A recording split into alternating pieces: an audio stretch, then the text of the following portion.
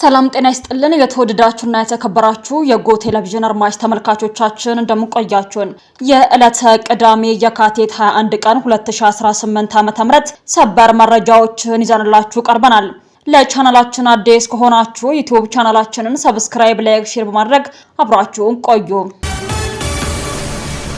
ሜሪጆይ በአዲስ አበባ የኩላሊት እጥበት ማዕከል አስመረቀ።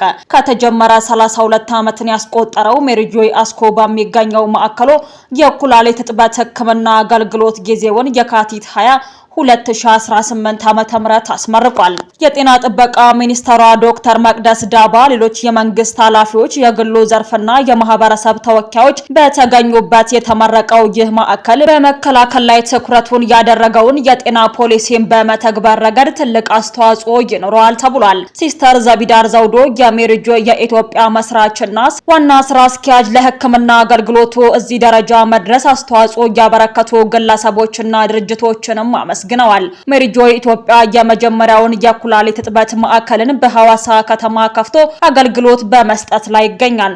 በቀጣይም በአርባ ምንጭ፣ በደብረ ብርሃን፣ በሆሳዕና ከተሞች የኩላሊት እጥበት አገልግሎት እንደሚጀምር ሲስተር ዘቢዳር ዘውዶ ተናግረዋል። በአዲስ አበባ ላይ የተመረቀው የኩላሊት እጥበት ማዕከል 10 አልጋዎች ሲኖሩት በተመጣጣኝ ዋጋም አገልግሎት እንደሚሰጥ ተነግሯል። በዕለቱ ሜሪጆይ ማዕከልን ለማገዝ ግለሰቦች፣ የመንግስት ኃላፊዎችና ተቋማት የክብር አባል ቅጽ የሞሉና ፊርማቸውን ያኖሩ ሲሆን ሌሎች ተቋማትም ትልቅ እገዛ ማድረግ እንዳለባቸው ተጠቁሟል። የጤና ጥበቃ ሚኒስትሯ ዶክተር መቅደስ ዳባ በዕለቱ ንግግር ያደረጉ ሲሆን ሜሪጆይ እየሰራ የቆየው ተግባር ትልቅ ማህበራዊ ችግርን የሚቀርፍ መሆኑን አመላክተዋል።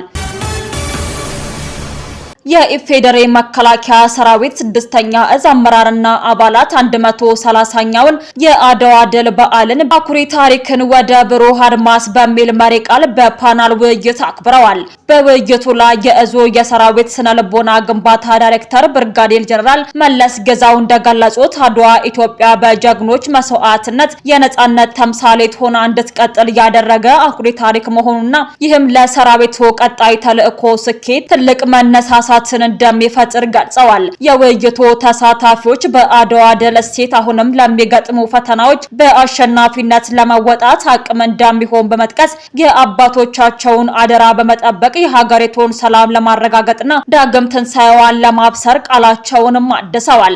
ሰራዊቱ አሁንም ቢሆን ኢትዮጵያን ለማጽናት በላቀ የዝግጅት ቁመና ላይ እንደሚገኝና የታሪኩ ወራሽነትን በተግባር እንደሚረጋገጥ በውይይቱ ወቅት ተናግረዋል።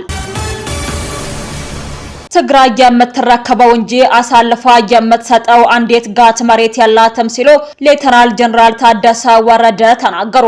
የትግራይ ጊዜያዊ አስተዳደር ፕሬዝዳንት ሌተናል ጀነራል ታደሰ ወረደ ባስተላለፉት መግለጫ ላይ በትግራይ ህልውናና የማንነት ጥያቄ ላይ ምንም አይነት ድርድር እንደሌለ አሳስበዋል። በትግራይ ህዝብ ታሪክ ውስጥ እንደተረጋገጠው ህዝቡ የፖለቲካ አመለካከት፣ የሃይማኖት ምንነት፣ የእድሜና የጾታ ልዩነት ሳይበግረው በህልውናው ላይ የሚመጣጠን ማንኛውንም ብሔራዊ አደጋ በአንድነትና በጽናት የመመከት ብቃት እንዳለው ገልጸዋል።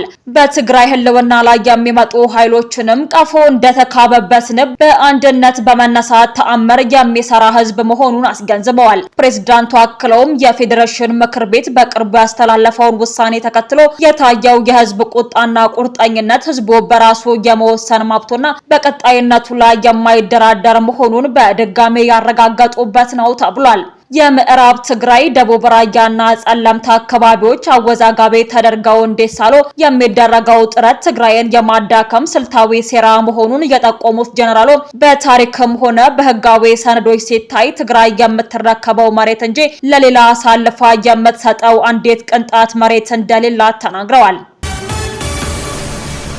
በትግራይ ክልል የሚገኘው የኤርትራ ጦር ወጣቶችን ለስደትና ለስደት እየዳረገ መሆኑ ተገለጸ።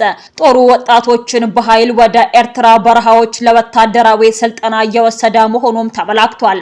የካቲት 20 ቀን 2018 ዓ.ም የዲሞክራሲ ስምረት ትግራይ ፓርቲ ባወጣው መግለጫ በትግራይ ክልል የሚገኙ ወጣቶች የኤርትራን ጦር በመፍራት ቀያቸውን ጥለው እየተሰደዱ መሆኑን አሳውቋል። ወጣቶች የኤርትራን ጦር ድርጊት በመፍራት ወደ አጎራባሽ ክልሎች ሳውዲ አረቢያና ሊቢያ በስፋት እየተሰደዱ ይገኛሉ ያለው ፓርቲው የኤርትራ ጦር በክልሉ 5 ቦታዎች ላይ ከነሙሉ ትጥቁ እንደሚገኝ ተገልጿል። በህወሓትና በኤርትራ መንግስት መካከል የህዝብ ለህዝብ ግንኙነት በሚል የተጀመረውና ጽምዶ ተብሎ የሚጠራው ግንኙነት የክልሉን ወጣቶች ለከፍተኛ ስጋት ዳርጎታል። የፓርቲው የምክር ቤት አባልና የሚዲያና ኮሙኒኬሽን ዘርፍ ምክትል ሰብሳቢ አቶ ጣማ ረዶም እንደተናገሩት አሁን ላይ በትግራይ ከተሞች የሚታየው ድባብ የኤርትራ ከተሞችን እየመሰለ መሆኑን ገልጸዋል። የትግራይ አደባባዮች ባዶ የሆኑ ነው ያሉት አቶ ጣመ የህዝቡ ደህንነት በአሁኑ ወቅት ከፍተኛ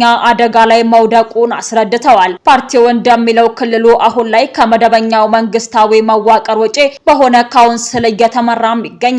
ይህ ካውንስል በህወሓት በትግራይ ጊዜያዊ አስተዳደርና በኤርትራ መንግስት የሚመራ መሆኑም ተገልጿል። አቶ ጣመ አረዶም አክለውም የትግራይ ህዝብ ልጆቹን ጥቃት በመፍራት ወደ አዲስ አበባ እየላከ መሆኑን ጠቁመዋል። ሆኖም ህወሓትና የኤርትራ መንግስት ሆን ብለው የጸጥታ ችግር የሚፈጥሩ ሰዎችን ወደ መሃል ሀገር በማስገባት በትግራይ ተወላጆች ላይ ጥርጣሬና ኢላማ የማድረግ ስራ እየሰሩ ነው ሲሉም ወንጅለዋል።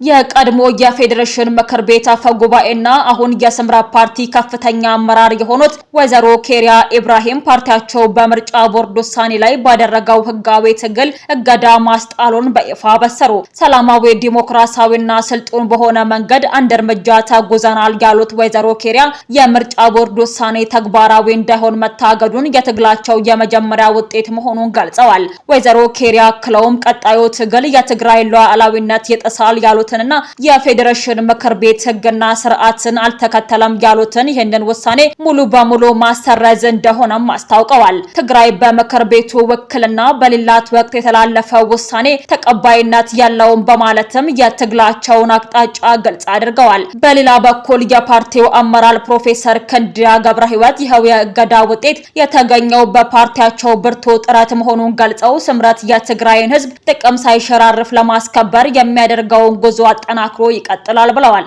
ወይዘሮ ኬሪያ ኢብራሂም ፓርቲያቸው በምርጫ ቦርድ ውሳኔ ላይ ባደረገው ህጋዊ ትግል እገዳ ማስጣሉን በይፋ በሰሩ። ሰላማዊ ዲሞክራሲያዊና ስልጡን በሆነ መንገድ አንድ እርምጃ ተጉዘናል ያሉት ወይዘሮ ኬሪያ የምርጫ ቦርድ ውሳኔ ተግባራዊ እንዳይሆን መታገዱን የትግላቸው የመጀመሪያ ውጤት መሆኑን ገልጸዋል። ወይዘሮ ኬሪያ አክለውም ቀጣዩ ትግል የትግራይ ሉዓላዊነት ይጥሳል ያሉትንና የፌዴሬሽን ምክር ቤት ህግና ስርዓትን አልተከተለም ያሉትን ይህንን ውሳኔ ሙሉ በሙሉ ማሰረዝ እንደሆነም አስታውቀዋል። ትግራይ በምክር ቤቱ ውክልና በሌላት ወቅት የተላለፈው ውሳኔ ተቀባይነት የለውም በማለትም የትግላቸውን አቅጣጫ ግልጽ አድርገዋል። በሌላ በኩል የፓርቲው አመራር ፕሮፌሰር ክንዲያ ገብረህይወት ይኸው የእገዳ ውጤት የተገኘው በፓርቲያቸው ብርቱ ጥረት መሆኑን ገልጸው ስምረት የትግራይን ህዝብ ጥቅም ሳይሸራርፍ ለማስከበር የሚያደርገውን ጉዞ አጠናክሮ ይቀጥላል ብለዋል። ውድ አድማጭ ተመልካቾቻችን ለሰዓቱ ያዘጋጀንላችሁ ሰበርና ወቅታዊ መረጃዎቻችን እነዚህን ይመስሉ ነበር። አብራችሁን ስለነበራችሁ ከልብ እናመሰግናለን። በያላችሁበት ሰላም ቆዩን።